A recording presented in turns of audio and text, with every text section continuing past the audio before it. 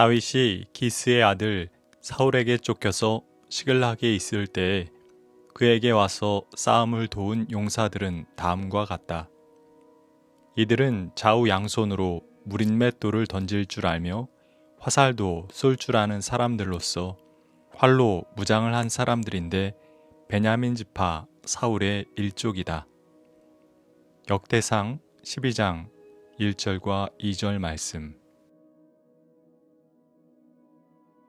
역대상 11장에서는 왕이 된 다윗을 소개했습니다.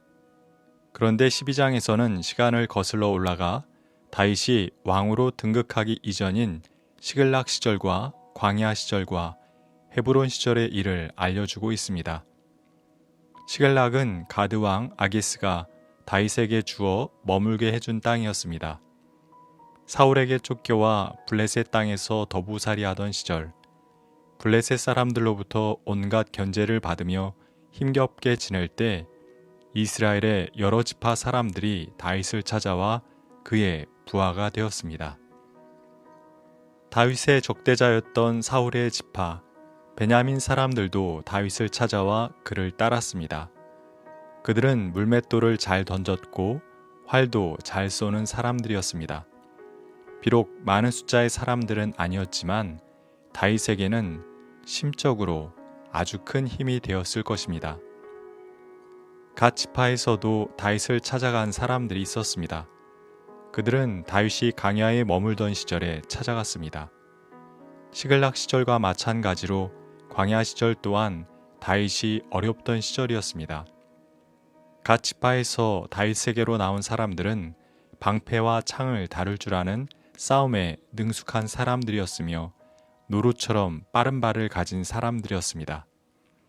갓은 요단강 동쪽 지파였는데 그들은 요단강의 수위가 높아 헤엄쳐 건너기 어려운 때에 강을 건너가 적을 쳐 이긴 용맹한 사람들이었습니다. 다윗은 자신에게 오기 위해 강까지 건너온 갓 지파 사람들의 얼굴을 보면서 이루 말할 수 없는 고마움을 느꼈을 것입니다. 다윗의 일족인 유다 사람들도 다윗에게 나왔습니다. 그런데 그 무리 중에는 베냐민 사람들도 끼어 있었습니다. 사실은 사울을 위하면서 잠시 위장하여 자기에게 나온 사람일 수도 있다고 생각했는지 다윗은 약간 경계하며 말했습니다. 내게 아무런 악행이 없는데도 여러분이 나를 배반하여 적에게 넘긴다면 우리 조상의 하나님께서 이를 보시고 여러분을 벌하시길 바라오. 그 무리의 우두머리였던 아마새가 다윗에게 말하였습니다. 다윗 장군님, 우리는 장군님의 부하입니다. 우리는 장군님 편입니다. 하나님이 장군님을 돕는 분이시니 평화에 평화를 누리십시오. 이에 다윗은 경계를 풀고 그들을 기꺼이 받아들였고 아마새를 군대 장관으로 임명했습니다. 므낫세 지파 중에서도 다윗에게로 나온 사람들이 있었습니다. 다윗이 어쩔 수 없이 블레셋 사람들과 함께 사울을 치기 위해 군대를 일으켜 출병했다가 아기스의 신하들이 다윗과 함께 전쟁터에 나가는 것을 싫어하자 다시 시글락으로 돌아갈 때의 일입니다. 일단의 므낫세 지파 사람들이 다윗을 찾아와 그의 부하가 되기를 청했습니다. 사울을 칠 수도 없고 안 칠 수도 없던 위기를 간신히 모면하고 다시 망명지인 시글락으로 돌아가는 다윗의 마음이 결코 좋지는 않았을 것입니다. 자신의 애매한 처지를 한탄했을지도 모릅니다. 착잡한 마음의 다윗은 자신을 찾아 나온 므낫세 사람들을 보며 위로받고 새로운 힘을 낼 수 있게 되었을 것입니다. 단락을 매듭 짓는 22절의 말씀을 읽어보겠습니다. 날마다 다윗을 도우려는 사람들이 모여들어 하나님의 군대와 같은 큰 군대를 이루었다. 비록 다윗은 이방 땅과 광야를 떠돌며 힘겨운 시절을 보냈지만 사람들은 그런 다윗을 돕기 위해 모여들었고 어느덧 한 국가를 세울 만큼의 근간을 마련하게 되었습니다. 사울이 죽자 다윗은 거처를 헤브론으로 옮겼습니다. 그러자 각 지파에서 더욱 많은 사람들이 다윗을 찾아 나왔습니다.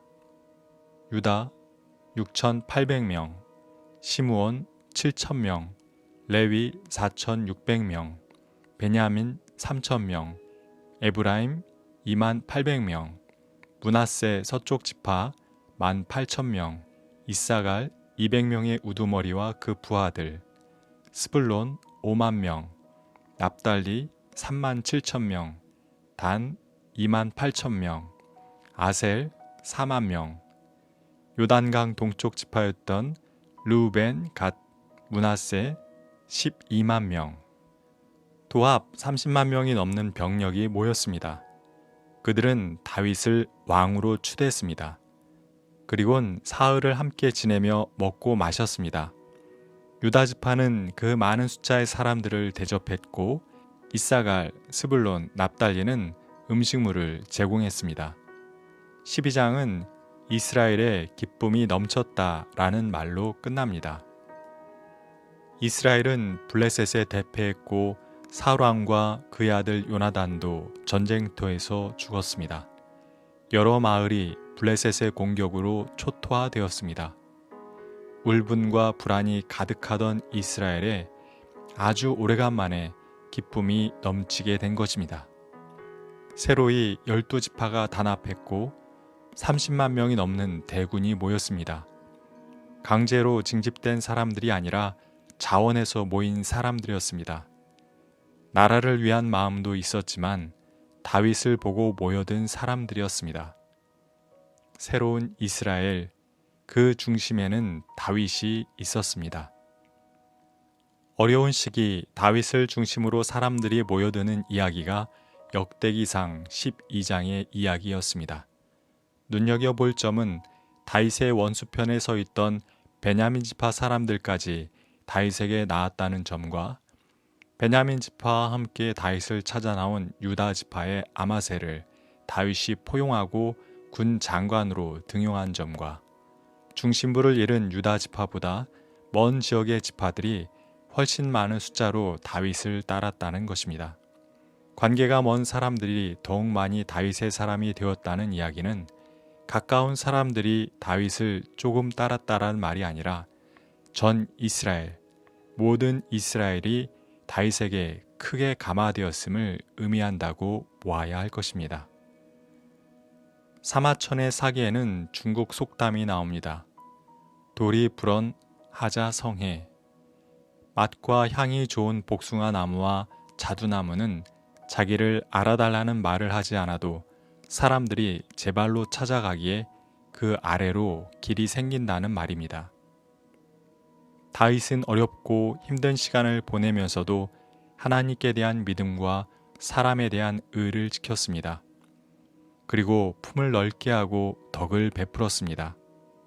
그러자 다윗이 힘으로 강제하지도 않았는데 많은 사람이 그를 지도자로 인정하고 자원하여 그 아래로 모여들었던 것입니다. 우리 또한 그렇게 믿음의 뿌리를 깊이 하나님께 내리고 바르고 의롭게 살며 품이 넓은 사람이 되어 많은 이가 의지할 수 있는 그런 존재가 될 수 있으면 좋겠습니다. 주님, 위기에 처한 이스라엘의 많은 지파가 다윗을 중심으로 모여드는 모습을 보며 많은 생각을 하게 됩니다. 사람들이 나를 알아주지 않는다, 귀히 여겨주지 않는다 탓하며 살지 않게 해 주십시오. 그러기에 앞서 먼저 자신을 돌아보게 해 주십시오. 하나님을 진실하게 의지하며 살고 있는지, 사람들과의 관계를 의롭게 가져가고 있는지, 지친 이가 기대어 쉴 수 있는 품이 있는지 살피게 해 주십시오. 다윗이 그러했듯이 또한 예수 그리스도께서 그러하셨듯이 하나님 안에서 믿음의 뿌리를 깊게 내리고 의롭게 사람들을 품으며 생의 기쁨을 나누며 살게 해 주십시오. 아멘.